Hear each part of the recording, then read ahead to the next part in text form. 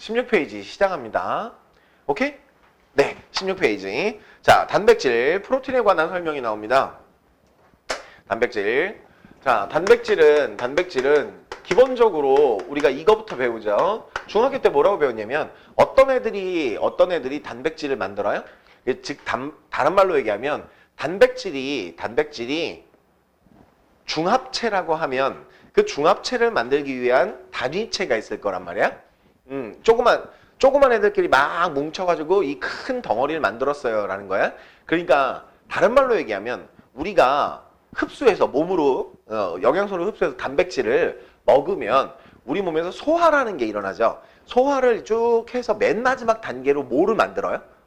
아미노산을 만들죠. 그 아미노산을 어떻게 하죠? 그 아미노산을 흡수해서 뭐 한다고요? 아미노산을 흡수해서 결국 단백질을 흡수하는 거예요. 자, 따라서 아미노산이 그 처음이다. 이렇게 기억하시면 될 것 같아요. 오케이? 자, 갑니다. 우리 몸에서 그러면 단백질이 하는 기능이 뭐냐? 우리 몸에서 하는 기능. 우리 몸을 어떻게? 구성하는 구성물질이에요. 그죠? 우리 몸을 구성하는 구성물질이다. 두 번째, 생리기능을 조절한다. 생리기능 조절. 자, 여기서 생리기능이라는 건 뭐냐면 살아가는데 이로운 일들. 그죠? 그러니까 쉽게 얘기하면 이런 겁니다. 화학 변화와 물리적 변화를 모두 다 합치는 거예요. 그러니까 생체 내부에서 일어나는 모든 변화들을 다 합치는 거죠. 생리기능을 조절한다. 그 다음에 이제 세 번째 뭐가 있다가 화학 반응을 조절하는데요. 그죠? 즉 우리 생체 내부에서 물질 대사를 조절하는 기능을 한다. 물질 대사를 조절하는 기능을 한다. 자, 네 번째, 방어작용을 합니다. 방어작용. 병원체라는 게 있어요. 우리 병을 일으키는 병원체가 우리 몸에 들어올 때 그 병원체들이 우리 몸에서 병을 일으키지 못하도록 하는 방어작용을 하는 역할을 합니다. 그 다음에 다섯 번째, 물질 운반 기능이 있어요. 물질을 운반하는 기능이 있다. 단백질이 우리 몸에서. 그 다음에 여섯 번째, 이게 주 영양소잖아요. 주 영양소가 뜻이 뭐예요? 주 영양소. 우리 몸에서 우리 몸의 구성물질이 될 수 있고 에너지원이 될 수 있는 물질. 그렇죠? 에너지원으로 쓰입니다. 에너지원으로 쓰입니다. 여기에 대해서 이제 조금 더 자세히 생각을 해보면 우리 몸을 구성하는 단백질에서 몸을 구성하는 물질 그러면 딱 어떤 게 떠올라요? 근육. 그죠? 머슬. 이런 게 떠오릅니다. 그 다음에 생리기능을 조절하는 거. 도대체 단백질이 무엇의 구성 성분이기 때문에 생리기능을 조절할 거냐? 우리가 호르몬이라는 거 배웠을 거예요. 그쵸? 중학교 때 호르몬이라는 거. 우리 몸에서 일어나는 일들을 어떻게 해요? 지시하고 도와주는 역할을 하는. 그죠? 그 다음에 물질대사를 조절한다. 이게 무슨 말이냐면 물질대사는 이런 것들을 물질대사라고 그래요. 좀 이따 이제 설명하겠지만 작은 걸 합쳐서 큰 걸 만드는 동화작용. 큰 걸 쪼개서 작은 걸 만드는 이화작용. 이 과정에 항상 뭐가 들어가느냐? 효소라는 아이가 들어갑니다. 이거 효소를 우리가 뭐라고 그러냐면 생체 촉매라고 하죠. 생체 촉매. 생체 내부의 촉매. 이해하셨나요? 네. 이 효소의 주성분도 무엇이다? 단백질이다. 이런 얘기야. 되셨나요? 그 다음에 방어작용을 하는 거. 항원항체 반응이라고 우리가 보통 그러는데요. 항체. 병원체에 대항하는 우리 몸의 면역체계의 일부. 이 항체도 단백질로 구성됩니다. 아시겠죠? 그 다음에 물질의 운반. 우리 물질 운반 그럼 딱 떠오르는 거 뭐 있어요? 적혈구. 그렇죠. 적혈구. 와우. 맞아요. 그거예요. 산소를 운반하는 데 쓰이는 적혈구. 이 적혈구도 단백질로 되어 있다. 헤모글로빈이라는 단백질로 되어 있고 그 헤모글로빈이라는 단백질 가운데 철 원소가 들어감으로 인해서 빨갛게 보여요. 그래서 적혈구 이렇게 해야죠. 네. 중학교 좋은 데 나왔어요. 그죠? 잘 알고 있어요. 자, 에너지원. 그리고 다른 학원 학생들이 이거를 찍은 거 올려놓은 걸 보고 뭐라고 얘기했냐면 선생님, 아니 그렇게 앞에 애들도 없이 스튜디오에서 찍으시는 건데 그렇게 애들 있는 척을 하냐고. 그래서 아니야, 내가 수업하는 거 그냥 찍는다고 그랬잖아. 이렇게 얘기했어요. 그랬더니 아, 수업을 그렇게 하세요? 뭐 이러더라고요. 내가 볼 때 평상시 수업할 때보다 굉장히 웃음기도 없고 아재 개그도 없고 막 이래서 그래서 그런가 봐. 근데 나름 엄청 하는데 그죠? 나름 엄청 하는 건데 그럼 그보다 더 어떻게 해 그죠? 뭐 토크쇼 하나? 그지? 자, 에너지원으로 쓰입니다. 얼마? 4kcal per gram 이 정도 나와요. 지방은 9kcal나 나오긴 하지만 그건 어떻게 보면 좀 예비 에너지원 스타일이에요. 그죠? 되셨나요? 오케이. 자, 갑니다. 단백질을 구성하는 건 아미노산이라고 그랬어요. 그럼 이제부터 배울 건 바로 아미노산. 자, 아미노산, 아미노익 애시드. 그죠? 아미노 애시드. 요 애시드가 뜻이 뭐냐면 산성이란 뜻입니다. 네네. 그 염기는 베이스고요. 애시드는 산성 이렇거든요. 아미노산이라는 건 산성을 띠는구나. 그러니까 정확히 말하면 산성을 띠는 게 아니라 양쪽성을 띱니다. 아미노산은 기본적으로 비대칭 탄소라는 게 있고 이 비대칭 탄소 주변에 4개의 작용기가 붙어요. 다시 뭐라고요? 몇 개? 4개의 작용기. 이게 서로 다른 작용기여야 우리가 비대칭 탄소라고 부릅니다. 다시 비대칭 탄소라는 게 뭐라고요? 작용기 4개가 전부 다른 걸 얘기해요. 자, 그래서 우리 교재에 나와 있는 것처럼 자, 곁사슬 R이라는 곁사슬이 있고요. 곁사슬. 자, 요거에 따라서 아미노산 종류가 달라집니다. 그리고 H가 붙어 있어요. 그리고 반대쪽에 꼭 뭐가 붙어 있냐면 COOH. 그다음에 반대쪽에는 NH2 이렇게 작용기가 붙어 있습니다. 자, 오른쪽 작용기 지금 제가 필기한 오른쪽 작용기를 우리가 뭐라고 그러냐면 카복시기 이렇게 얘기하고요. 그 다음에 왼쪽에 있는 이 작용기를 아미노기 이렇게 합니다. 아미노기. 아미노산. 그죠? 이쪽이 산성이에요. 그래서 얘가 염기성이고요. 이쪽 파트가 염기성이고 염기성을 띌 수 있는 작용기이고 이쪽이 카복시기가 산성을 띌 수 있는 작용기예요. 이해하셨나요? 그래서 정확히 얘기하면 양쪽성을 가지고 있다고 얘기할 수 있고요. 그러면 이런 거예요. 상대방이 산으로 작용하면 얘는 뭐로 작용할까요? 염기로 작용하겠고요. 상대방이 염기면 얘는 산으로 작용할 수 있는 그쵸? 그런 작용기를 다 가지고 있다 이렇게 보셔야 돼요. 이해하셨나요? 그리고 이 작용기를 가지고 있기 때문에 되게 재밌는 현상이 하나 있는데 어떤 일이 벌어질 수 있냐면 얘네들이 중합반응이라는 걸 할 수 있습니다. 중합반응. 중합반응이라는 게 뭐냐? 중합반응이라는 건 좀 쉽게 설명할게요. 1학년이니까. 중합반응이라는 건 단위체로부터 우리가 목적하는 저 단백질 있죠. 그러니까 아미노산이라는 단위체로부터 단백질이라는 걸로 가야 되는 거야.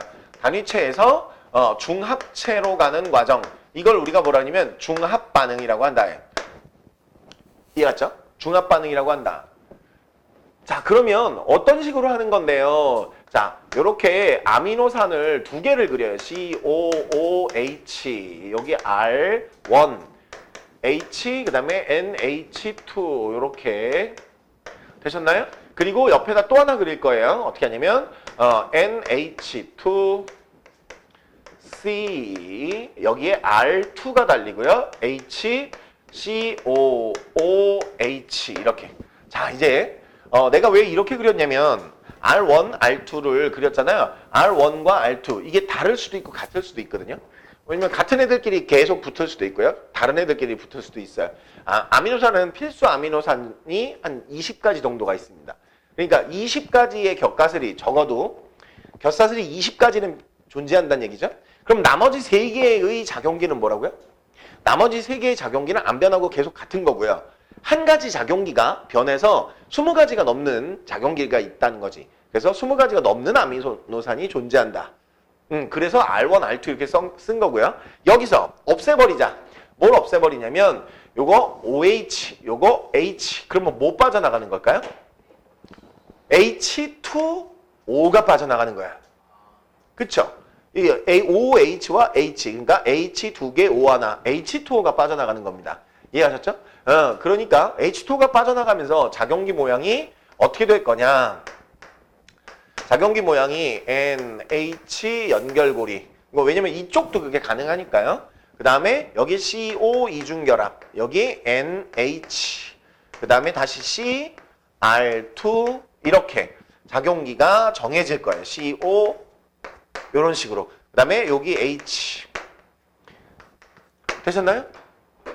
됐죠? 그러면 뭐가 빠져나갔다? 여기로 가면서 물이 빠져나갔죠. H2O가 하나 빠져나갔어요. 맞죠? 그래서 이제 우리가 이걸 뭐라 하냐면 탈수에 의해서 탈수. 물이 빠져나가면서 두 개가 붙었다. 촉합. 이렇게 불러요. 탈수, 촉합. 그리고 이 반응의 종류가 뭐라고 그랬죠? 탈수, 촉합 반응의 종류? 중합. 그래서 되게 이름이 길어요. 탈수, 촉합, 중합 반응입니다. 이해하셨나요? 예, 예. 탈수, 촉합, 중합 반응. 자, 왜 탈수라고요? 물이 빠져나갑니다. 왜 촉합이죠? 두 개의 분자가 하나로 붙습니다. 맞죠? 그 다음에 왜 중합 반응이라고요? 이게 계속해서 연결해서 연속적으로 일어나서 중합체, 큰 덩어리를 만든다는 뜻이에요. 그래서 탈수, 촉합, 중합. 되셨나요? 예. 자, 그리고 새로운 작용기가 만들어졌어요. 어떻게 생긴 작용기예요? 이렇게 CONH. 자, CO 이중결합과 NH가 붙어있는 이런 작용기가 만들어집니다. 이게 이제 화학에서는 뭐라고 부르냐면 아미드 결합이라고 해요. 그런데 이제 우리는 지금 어떤 파트를 배우고 있냐면 생명체에 관련된 파트를 배우고 있죠? 예, 그럴 때는 이걸 뭐라고 부르냐면 펩타이드 결합이라고 부릅니다. 그러면 아미드 결합과 펩타이드 결합은 뭐가 다르냐? 이런 거예요. 얘가 어딘가에 있어. 그쵸? 그러면 어딘가에 있는데 좌우가 아미노산이 아니야. 그럼에도 불구하고 이런 작용기가 만들어질 수 있거든? 그래서 넓게 얘기할 때 아미드 결합이라고 하는 거예요. 그걸 전부 다. CONH가 붙어 있으면. 이해하세요? 그런데 지금 이 경우에는 펩타이드와 펩타이드 사이의 결합이잖아요. 그래서 펩타이드 결합이라고 해요. 이해 가셨나요? 오케이? 네, 질문 있으면 하시고요. 자, 네. 펩타이드라는 건 이런 거죠. 우리 중학교 때 내용을 잘 생각해 보면 우리 소화 배울 때 이런 거야. 단백질을 먹어. 잘 씹어. 그러면 폴리펩타이드가 돼.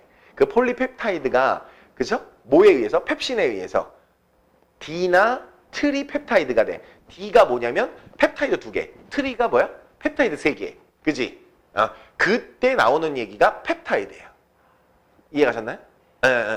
그래서 펩타이드들이 결합하게 됩니다. 그럼 결국에 이제 교재 그림에서 보는 것처럼 아미노산 2개에서 물 하나 빠져나가면서 어떻게 한다고요? 디펩타이드가 된 거죠. 그러니까. 그쵸? 얘네들이 계속해서 연결돼서 붙어 있으면 그걸 뭐라고 그래? 이제 폴리펩타이드. 자, 폴리라는 게 뭐라고요? 여러 개라는 뜻이야. 폴리펩타이드. 그 폴리펩타이드가 기능, 구조 이런 게 만족되면 단백질에 뭘 띄어요? 성질을 띠게 될 거고요. 그 중에 한 예가 나왔네요. 아까 얘기했던 거. 헤모글로빈 4개. 헤모글로빈 4개 하고 가운데 철이 들어가면 뭐라고요? 뻘개지는 거. 그죠? 그걸 뭐라 그래? 적혈구. 그쵸? 예. 뭐의 운반작용? 산소의 운반작용을 하는 아이. 됐어요? 네. 거기까지 우리가 배우신 겁니다. 칠판 지우고 다시. 자, 이제 그 다음으로 갑니다. 구조. 자, 합성된 폴리펩타이드의 3차원 입체 구조를 형성하게 되면 그 입체 구조에 의해서 뭐가 결정된다고 그랬죠? 네, 아까 제가 설명했어요. 그냥 폴리펩타이드와 단백질은 뭐가 차이 나는 거냐면 단백질은 결국에 뭘 하게 된다고요? 어떤 기능적인 역할을 담당하게 된다는 거죠. 이해 가셨나요? 네. 자, 따라서 그러면 단백질마다 다른 이유는 뭘까요? 이거 되게 중요한 겁니다. 단백질이 전부 다 다른 기능을 하거나 다른 역할들을 하게 되는데 그건 왜 그렇게 되나요? 굉장히 중요한 겁니다. 단백질의 분류. 결국 무엇 때문인 거냐? 아미노산이 어떤 아미노산이 쓰였느냐? 즉 아미노산의 종류와 그 개수 이런 것들이 천차만별이기 때문에 단백질이 전부 다 어떻게 해요? 서로 다른 기능을 가지는 또는 서로 다른 구조를 가지는 모습이 된다 이거죠. 이해 가셨나요? 오케이. 자, 갑니다. 그런데 이 단백질은 또 다른 특성이 하나 있어요. 우리 삼겹살 구울 때 어떤 현상이 일어나죠? 삼겹살? 그냥 이렇게 세 줄의 지방이 들어있는 벌건 조직을, 그죠? 프라이팬 위에다가 놓고 가열하면 노릿노릿하게, 그죠? 노릿노릿하게 구워서 참 맛있는, 그죠? 맛있는 모양이 되죠. 그걸 우리가 뭐라 그러냐면 단백질의 변성이라고 그래요. 그러니까 무슨 말이냐면 단백질은 뭐에 되게 약하다? 그렇죠. 열에 굉장히 약하다. 왜냐면 단백질을 만들 때 아까 무슨 결합했죠? 탈수 촉합 반응을 했죠. 탈수 촉합을 했죠. 맞죠? 이 펩타이드 결합이 뭐에 되게 약하다고요? 열에 되게 약하겠죠. 이해가셨나요? 네. 그래서 굉장히 약한 애들이 많은데요. 단백질은 열에 약하고 뭐 산이나 염기, 산오어 염기에도 굉장히 약합니다. 그래서 나중에 우리가 염기의 성질 배울 때 그런 거 배워요. 염기의 성질. 손에, 그쵸? 손에 닿으면 미끈미끈한 나무에 단백질을 녹이는 성질이 있다. 염기가. 그런 얘기입니다. 이해하셨어요? 따라서 쉽게 변성되기 때문에 우리가 요즘에 감기 앓고 있는 친구들이 많아요. 오늘도 감기 때문에 결석생 있잖아요. 그죠? 이 감기도 마찬가지인데요. 몸에 고열이 생기면 그래서 그 고열이 40도 넘어가서 몇 시간 지속되면 단백질이 변성될 수 있죠. 그러면 아주 심각한 타격을 줄 수 있어요. 그러니까 다른 건 몰라도 열이 나면 빨리 병원에 가서 열을 내리셔야 됩니다. 누구 때문에? 단백질 때문에. 그렇죠? 우리 단백질이 우리 몸에서 하는 기능이 굉장히 많기 때문에 우리 몸의 단백질이 변성되면 안 되죠.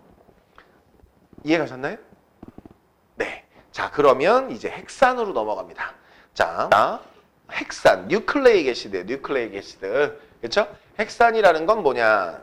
자, 얘가 어디 들어있는 거냐면 아주 그냥 진짜 심플하게 그리면 세포가 이렇게 있어요? 그러면 뭐 안에 들어있다고? 핵 안에 들어있다는 거지. 근데 꼭 핵 안에만 들어있는 건 아니지만 주로 핵 안에서 발견할 수 있다 이거지. 자, 얘네들 기능. 그러면 핵산은 어떤 기능을 할까요? 기능부터. 얘가 뭐 하는 놈이냐부터가 중요하죠.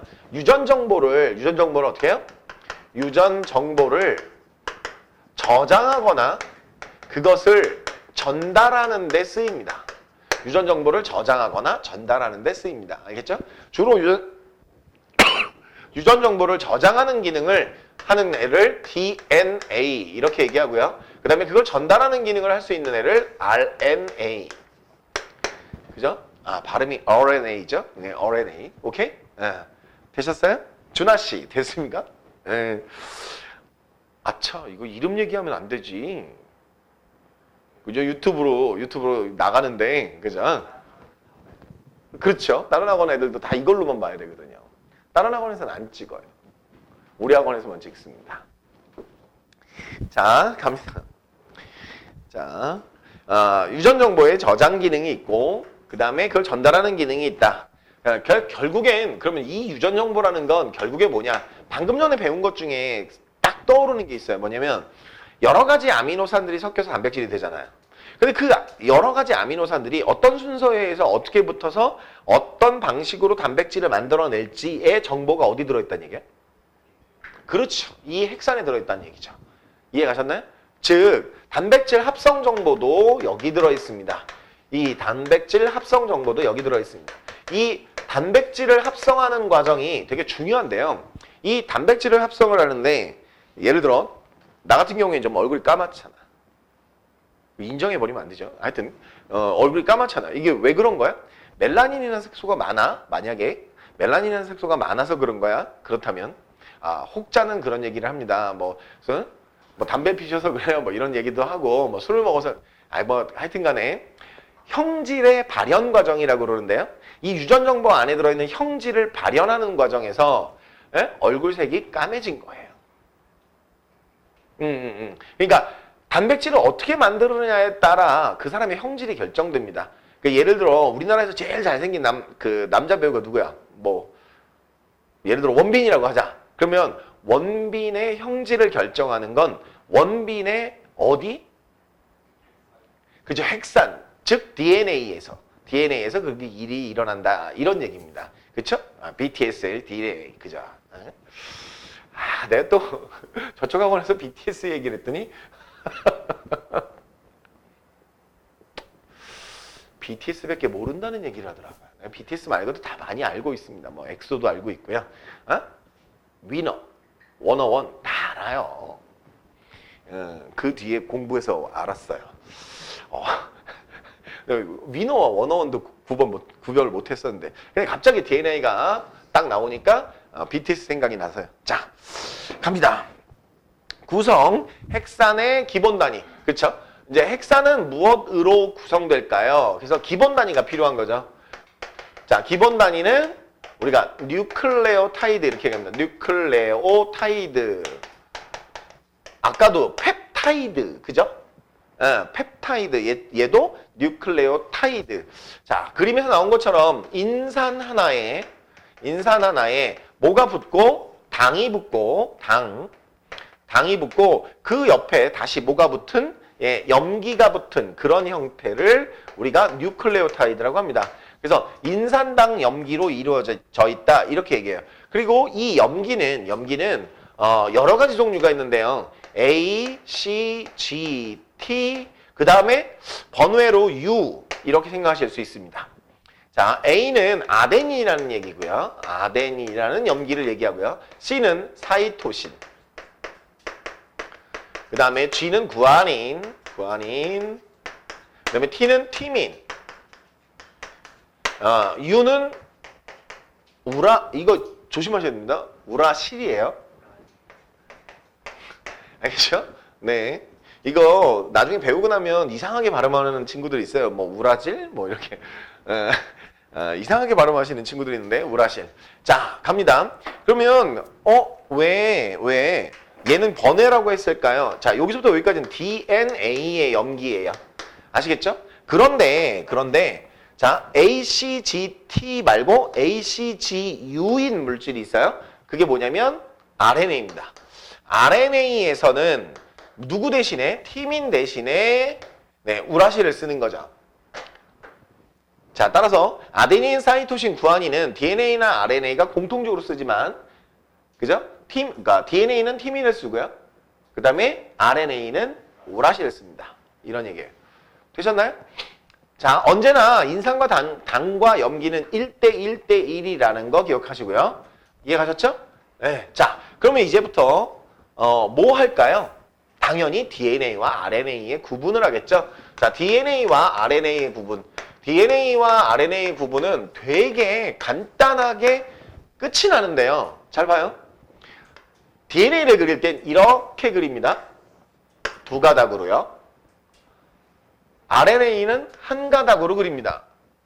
되셨나요? 이게 가장 큰 차이예요. 이게 가장 큰 차이입니다. 아시겠죠? 두 가닥이냐, 한 가닥이냐.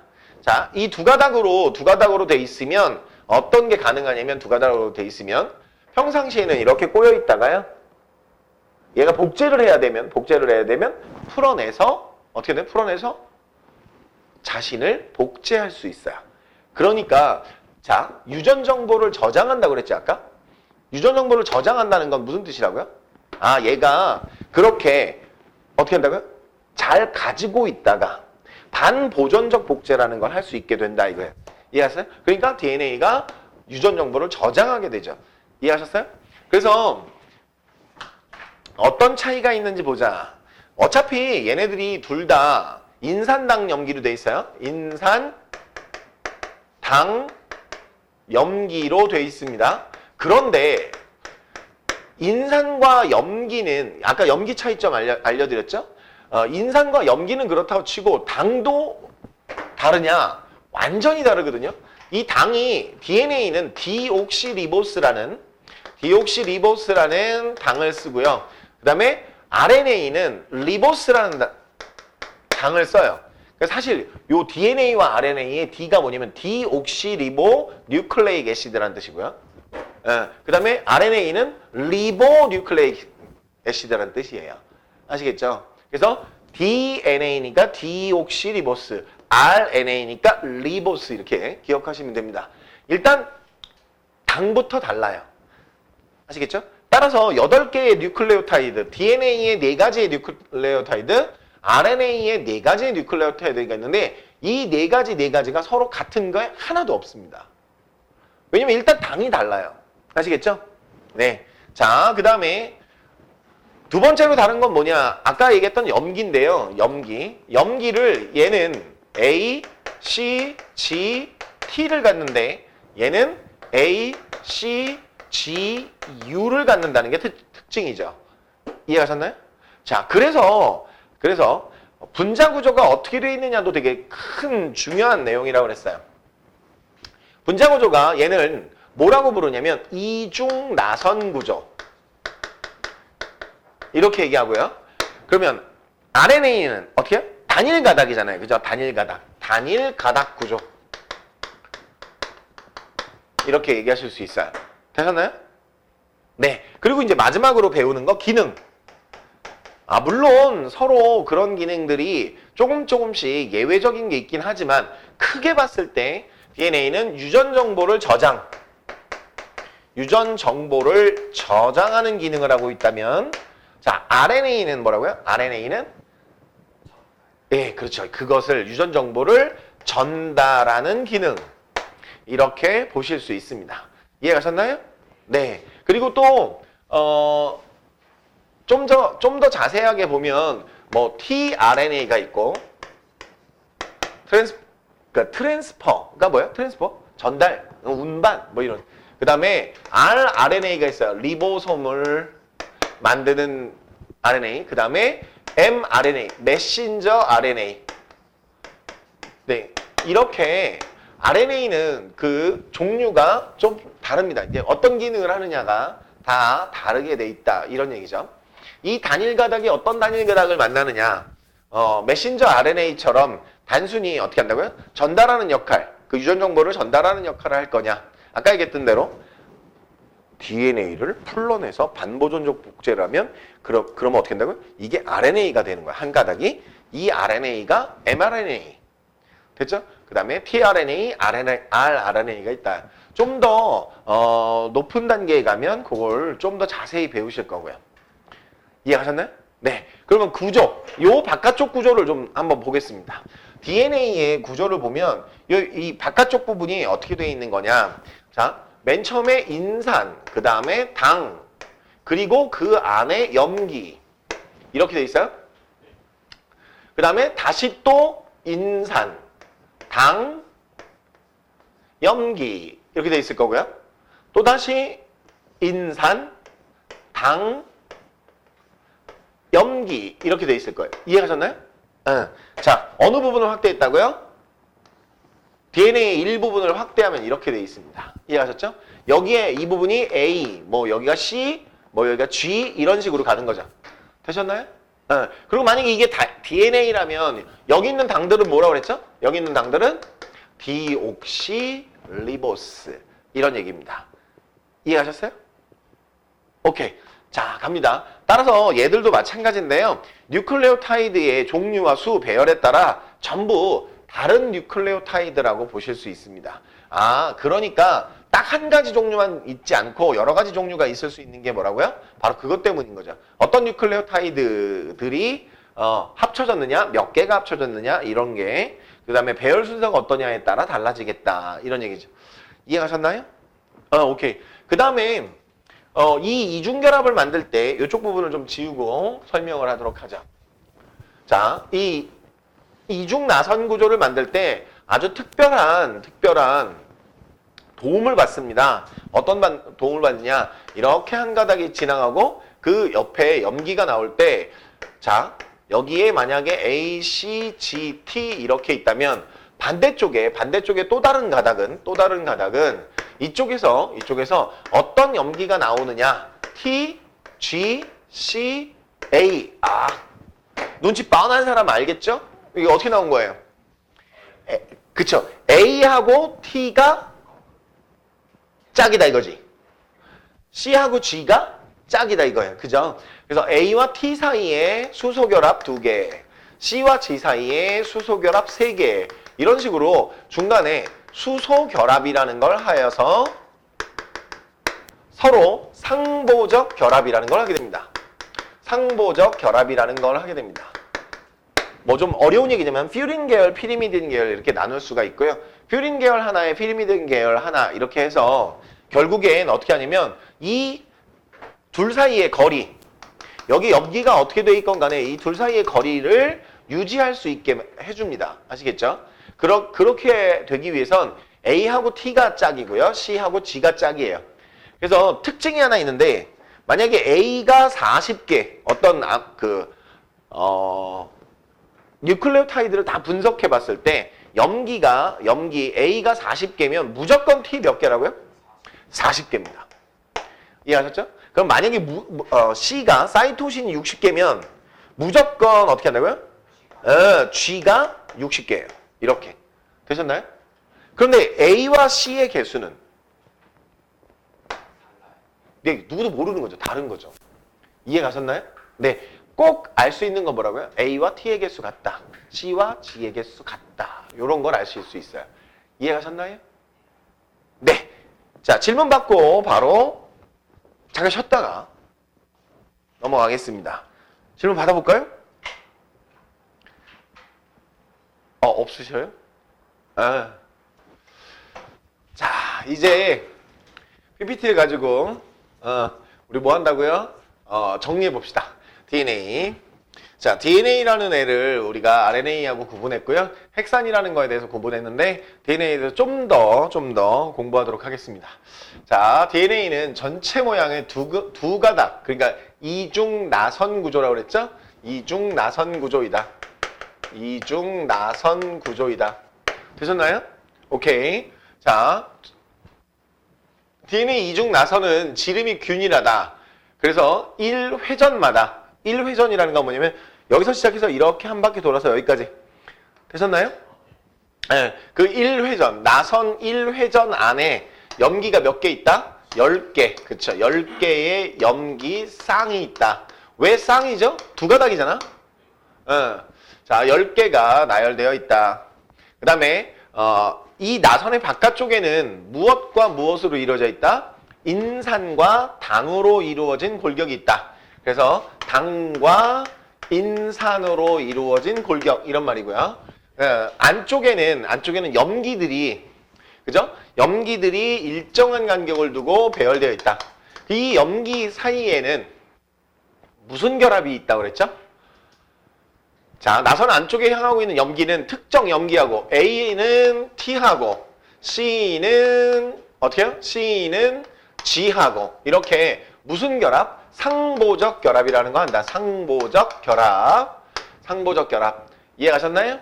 오케이. 자, 따라서 이 상보적 결합이라는 건 뭐냐? 아데닌은 항상 누구하고만? 항상 티민하고만 결합하고. 그쵸? 구아닌은 누구하고만 결합한다? 사이토신과 결합한다. 이해하셨나요? 네. 됐어요? 그리고 이 마주보는 결합 사이에는 무슨 결합이 있다? 수소 결합이라는 결합을 한다. 그죠? 수소 결합이라는 걸 한다. 이게 우리가 DNA에 대해서 정리해야 되는 내용입니다. 이해 가셨나요? 네. 자, 이제 다음 내용 보시면 단백질과 그 다음에 핵산, 그러니까 DNA에 대한 비교를 할 거예요. 단백질, 헤모글로빈, 예를 들은 거죠. 헤모글로빈은 아미노산과 아미노산 사이, 아미노산과 아미노산에 무슨 결합하더라? 펩타이드 결합하죠. 펩타이드 결합할 거고요. 그렇게 해서 폴리펩타이드를 만들고 그 폴리펩타이드가 하나의 기능을 가지는 그죠?